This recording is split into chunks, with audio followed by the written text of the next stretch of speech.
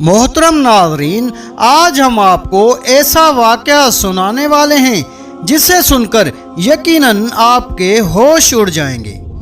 नाज़रीन, ये वाक़या है एक अल्लाह वाले और एक बहरूपे वहशी और शैतान मौलवी का, जो शागिर्द बच्चियों पे रखता था बुरी नज़र। उस वहशी मौलवी ने किस तरह से एक नेक औरत को अपने जाल में फंसाया हुआ था, फिर उस वहशी मौलवी का आखिर क्या भयानक अंजाम हुआ। नाज़रीन, आइए ये सब देखते हैं आज की इस वीडियो में। बिस्मिल्लाहिर्रहमानिर्रहीम। मोहतरम नाज़रीन, किसी गांव में एक मौलवी रहता था जो कि अपनी मीठी ज़ुबान की वजह से बड़ा ही मशहूर था। वो नमाज़ों का पाबंद था, मदरसे में बच्चे और बच्चियों को पढ़ाता था। लोगों की नज़र में वो बहुत ही शरीफ और नेक था, लेकिन उसकी एक गंदी आदत थी कि वो गांव वालों की बच्चियों पे गंदी नज़र रखता था और ज़ाहिरी तरह अपनी अच्छाई की वजह से, अपनी नेकियों की वजह से वहाँ गांव के लोगों के दिलों में अपनी जगह बना चुका था। गांव के लोग उसकी बहुत ज़्यादा इज्जत करते थे। लोग उसके पास अपने मसले लेकर आते थे। वो भी अपने आप को बड़ा करने के लिए इस्लाम की बातें करता। उस जगह इस्लाम के बारे में कोई ज़्यादा जानने वाला तो था नहीं, इसलिए लोग उसकी बातें मानते थे। वो ईमान के लिए ख़तरा बनता जा रहा था। उस इलाके में एक नेक औरत रहा करती थी जिसका इस दुनिया में कोई नहीं था। उसका शौहर उसको छोड़ के न जाने कहाँ चला गया था और वो अकेली औरत थी। वो बहुत ज़्यादा खूबसूरत, हसीन और जमील थी। अब उस मौलवी की नज़र उस औरत पर चली गई। मौलवी उस औरत का दीवाना हो गया, लेकिन क्योंकि उस इलाके में उसकी बहुत ज़्यादा इज्जत थी तो सबके सामने उस पर मुंह नहीं मार सकता था। लेकिन उसका एक ख़ास दोस्त था, वो उसे अपना गुरु मानता था।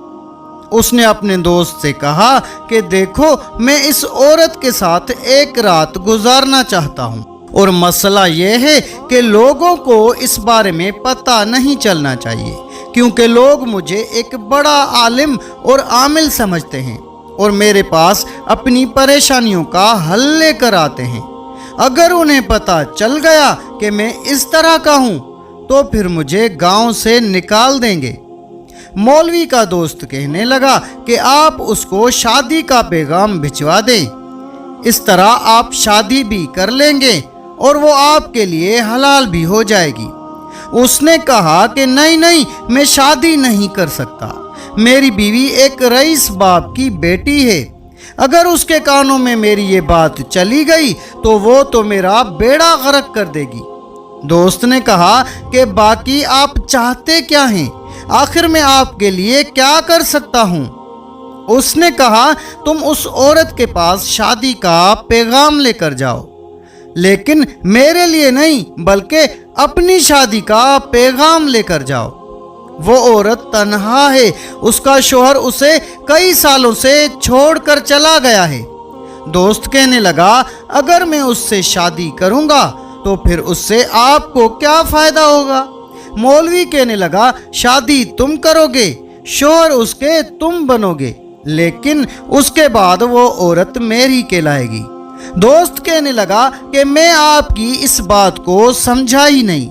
मौलवी कहने लगा कि बात यह है कि बज़ाहिर उसके शौहर तुम रहोगे, लेकिन अंदर ही अंदर उसके ताल्लुक मेरे साथ होंगे। उसने कहा, लेकिन वो तो एक बहुत ही नेक औरत है, वो औरत आपके साथ कभी भी ऐसा नहीं करेगी। मौलवी ने कहा कि वो मैं देख लूँगा, मैं तुम्हें पैसे देता हूँ ना, तुमको जब तक ये पैसे मिलते रहेंगे तब तक तुम मेरा काम करते रहना।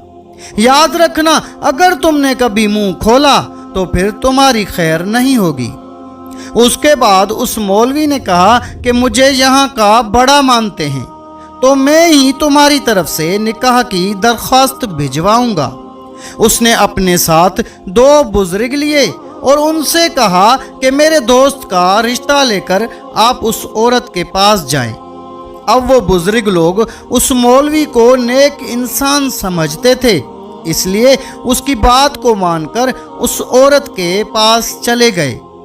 ان میں سے ایک بزرگ جن کو وہ ساری بات سمجھا چکا تھا، انہوں نے کہا کہ دیکھو، ہم تمہارے لیے ایک شریف انسان کا رشتہ لے کر آئے ہیں۔ عورت کا اس طرح اکیلے رہنا ٹھیک نہیں ہے، شیطان کا حملہ ہوتا رہتا ہے، اگر تم چاہتی ہو تو رشتہ ہم طے کر دیتے ہیں۔ اس نیک عورت نے کہا، لیکن وہ شخص کون ہے؟ انہوں نے کہا کہ بیٹی، وہ ایک اچھا انسان ہے، ہم اپنی طرف سے تمہارے بڑے بن کر اس سے تمہاری شادی کروائیں گے۔ کیا تم اس رشتے سے خوش ہو؟ وہ تو ویسے ہی بڑی مشکل سے اپنا گزارا کر رہی تھی، کیونکہ اکثر اس کے ہاں فاقہ ہی ہوتا تھا۔ جب ایک اچھا انسان اس کے لیے رشتہ لے کر آیا، وہ بھی بزرگ بندہ، تو بھلا انکار کیسے کر سکتی تھی؟ عورت نے کہا، لیکن میرے شوہر نے مجھے طلاق تو نہیں دی۔ انہوں نے کہا کہ تمہارے شوہر کو گئے ہوئے 10 سال ہو چکے ہیں، اب تو طلاق ہو چکی، اس لیے تم شادی کر لو۔ بڑوں کے کہنے پر اس عورت نے ہاں کر دی، اور پھر اگلے جمعے کو اس کا نکاح کر دیا گیا، اس آدمی کے ساتھ جو مولوی کا دوست تھا۔ وعدے کے مطابق اس نے شادی کے بعد گھونگھٹ میں ہی اپنی بیوی کو اس مولوی کے گھر لے گیا اور خود وہاں سے رفو چکر ہو گیا۔ اس نیک عورت نے اپنے شوہر کی شکل دیکھی تک نہیں تھی۔ اس زمانے میں اتنا رواج نہیں تھا کہ مردوں کی شکل دیکھی جاتی، بس عورتیں بڑوں پر یقین رکھتی تھیں کہ وہ علاقے کے معزز لوگ تھے جن پر اس نے بھروسہ کر کے نکاح کیا تھا۔ وہ مولوی جو جھوٹا شوہر بنا ہوا تھا، اس نے اس عورت کو کمرے میں بٹھا دیا۔ عورت کو نہیں معلوم تھا کہ اب کیا ہونے والا ہے۔ عورت گنہگار بھی نہیں تھی، وہ جسے اپنا شوہر مان رہی تھی، اصل میں وہ مولوی تھا۔ یہ بات کسی کو نہیں معلوم تھی سوائے اس کے دوست کے، جو اس عورت کا اصلی شوہر تھا۔ اسے تو پیسے مل رہے تھے، اس لیے اسے پرواہ نہیں تھی اس بات کی کہ اس کی بیوی کسی کے ساتھ بھی رہے، اور وہ تو جانتی بھی نہیں تھی کہ جس گھر میں وہ رہ رہی ہے وہ اس کا شوہر بھی ہے یا نہیں۔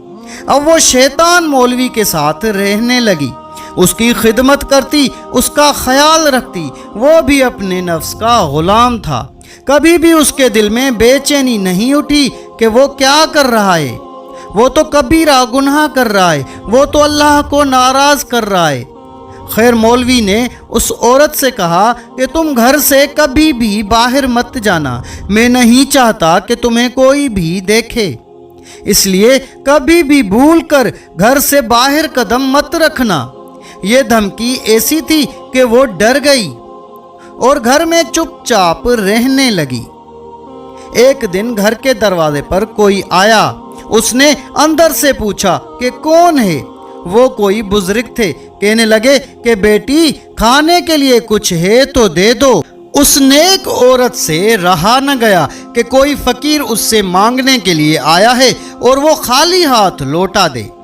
اس نے جو کھانا بنایا تھا وہ دروازہ کھول کر اس فقیر کو دینے ہی لگی کہ اس کا حلیہ دیکھ کر حیران رہ گئی، کیونکہ اس کا حال تو ایسا تھا کہ نہ پھٹے ہوئے کپڑے نہ بکھرے ہوئے بال، ایسا لگ رہا تھا کہ چہرے سے نور چھلک رہا تھا۔ ایسا صاف ستھرا فقیر تو اس نے کبھی دیکھا ہی نہیں تھا۔ اس کے دل میں اس فقیر کے لیے عزت پیدا ہو گئی، اس نے ان کو احترام کے ساتھ اپنے گھر بلا لیا۔ وہ ایک اللہ والے تھے، اللہ والوں کی نیت میں کبھی بھی کھوٹ نہیں ہوتی۔ نہیں آپ کسی عورت سے اس طرح کی باتیں کرتے ہیں۔ آپ نے کھانا کھایا اور اس عورت سے کہا کہ میں تمہارے گھر میں نماز پڑھ سکتا ہوں؟ وہ نیک عورت کہنے لگی کہ میرے شوہر ابھی ابھی آنے والے ہیں، آپ کو یہاں دیکھ کر ناراض ہو جائیں گے، مجھے اچھا نہیں لگے گا کہ وہ ناراض ہوں، اور میں اپنے شوہر کو ناراض نہیں کرنا چاہتی، کیونکہ اللہ اور رسول کے بعد وہی میری زندگی کے مالک ہیں۔ میں کسی بھی غیر مرد کے سامنے جب بھی آتی ہوں تو وہ برا مانتے ہیں۔ اللہ والے نے پوچھا کہ تمہارا شوہر کیا کام کرتا ہے؟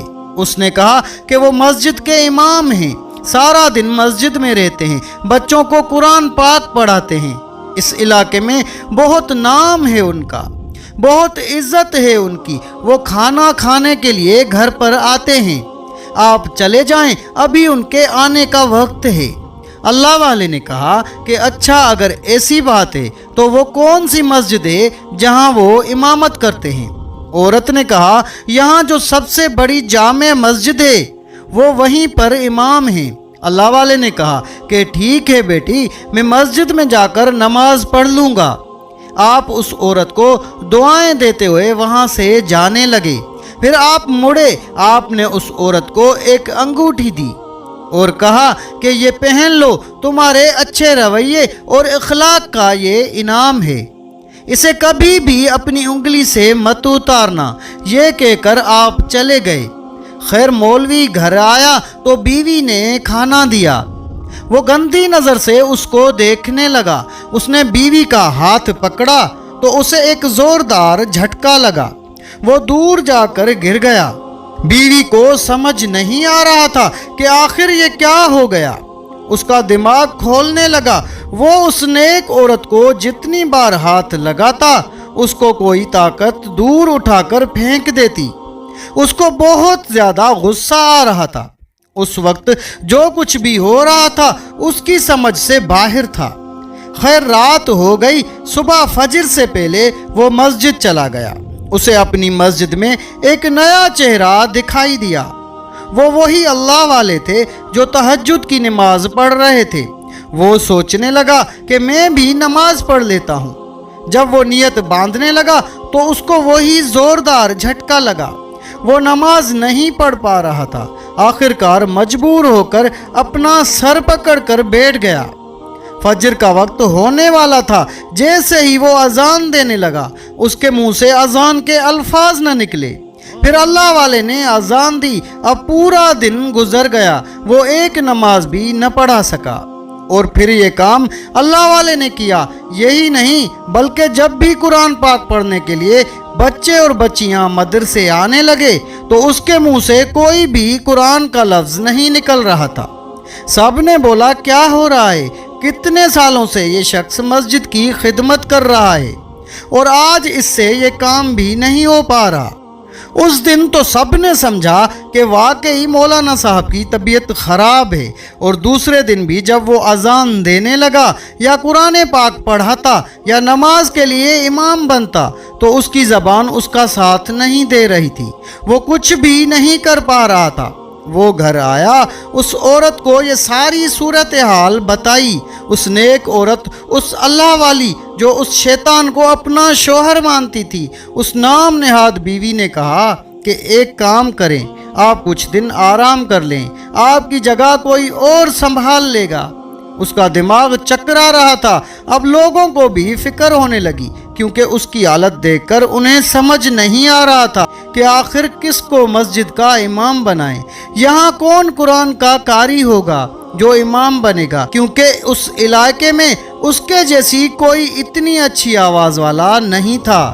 خیر ایک بزرگ کہنے لگے کہ اس دن جنہوں نے نماز پڑھائی تھی اور اذان دی تھی، ہم ان سے بات کرتے ہیں، جب تک مولانا صاحب کی طبیعت ٹھیک نہیں ہوتی وہی اس مسجد کا سارا انتظام سنبھال لیں گے۔ اس طرح اللہ والے سے مسجد کے کام کے لیے بات کی گئی۔ 15 دن گزر گئے تھے اور اس شیطان مولوی کی حالت اور خراب سے خراب ہونے لگی، اس نیک عورت سے بھی اس کا کوئی تعلق نہیں رہا تھا، اس کے پاس جاتا تو دور پھینک دیا جاتا۔ ادھر اللہ والے نے مسجد میں نہ صرف اذان دی، نماز پڑھائی، بلکہ بچے بھی مدرسے میں پڑھنے کے لیے آنے لگے۔ دیکھتے ہی دیکھتے کچھ ہی دنوں میں وہاں پر سب ان کی عزت کرنے لگے، ان کی آواز، ان کا انداز سب کے دلوں میں بس چکا تھا۔ لوگ اپنے بچوں کو خاص طور پر وہاں بھیجنے لگے اور آپ کے آنے سے مسجد میں رونق بڑھ گئی۔ ایک وقت کی نماز بھی کوئی نہیں چھوڑتا تھا۔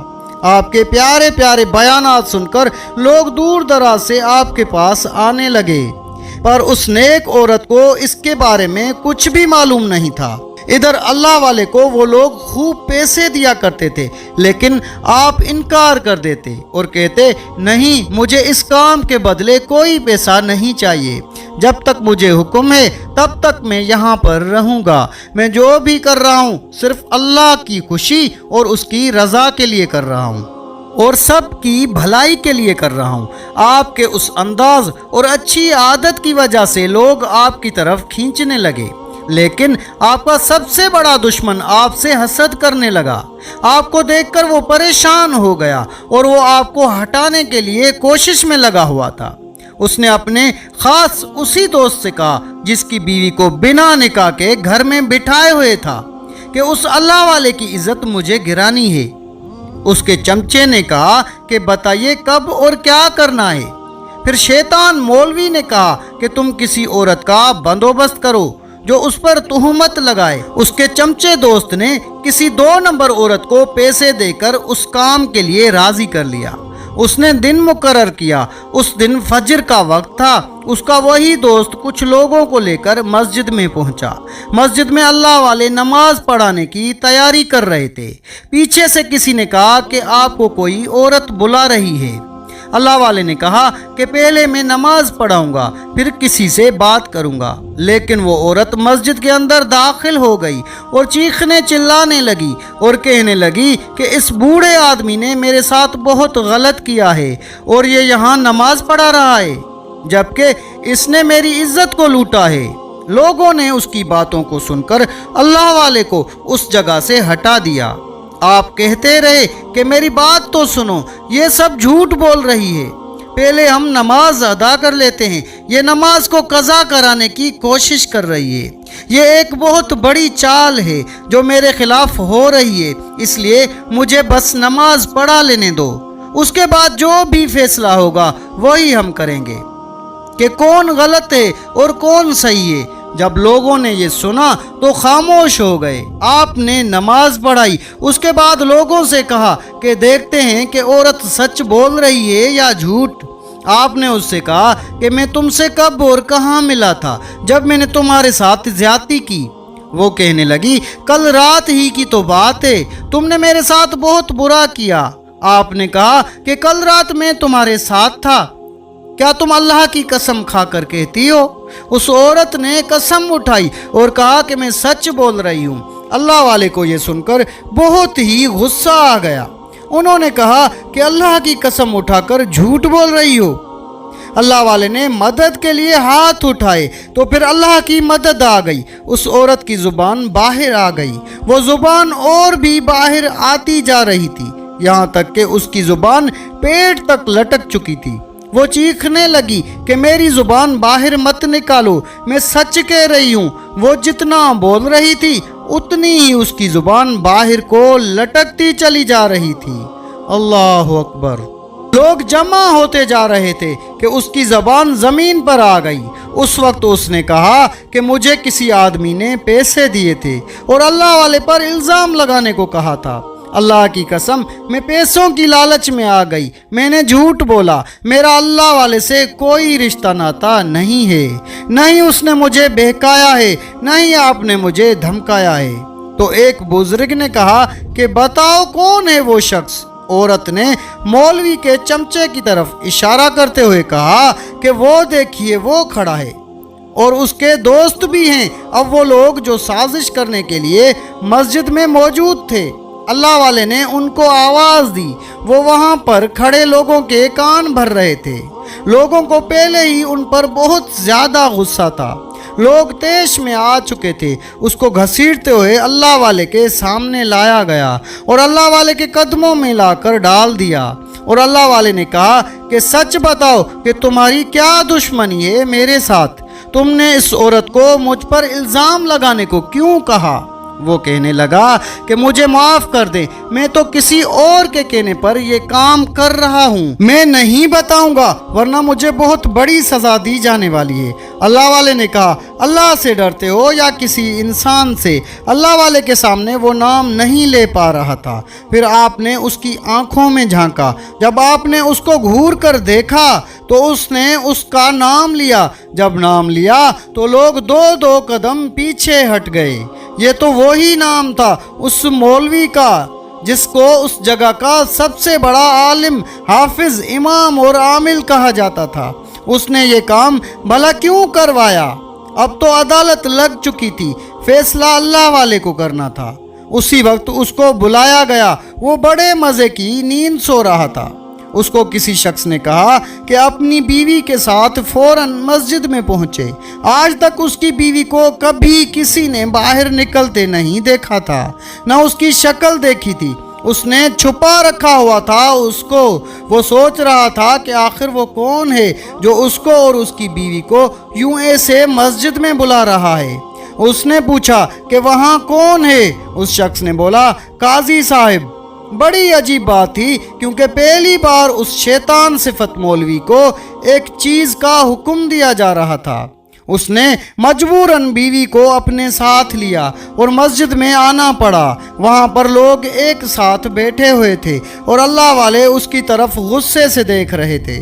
مولوی نے کہا کہ کہاں ہے قاضی صاحب؟ مجھے اور میری بیوی کو کیوں بلایا گیا؟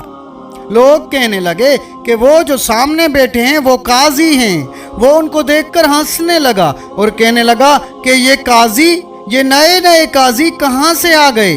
لوگوں نے کہا کہ خبردار، ایسی باتیں مت کرنا، یہ بہت پہنچے ہوئے بزرگ ہیں، ان کے لیے تو دوسرے شہر کے بڑے بڑے امیر اور رئیس لوگ بھی آ چکے ہیں۔ مولوی نے کہا کہ مجھے کیوں بلایا گیا؟ میرا یہاں پر کیا کام ہے؟ لوگوں نے کہا کہ تو نے اللہ والے کو پھنسانے کی سازش کی ہے، اس عورت اور تیرے اس چمچے نے تیرا نام لیا ہے، بتاؤ تم نے ایسا کیوں کیا؟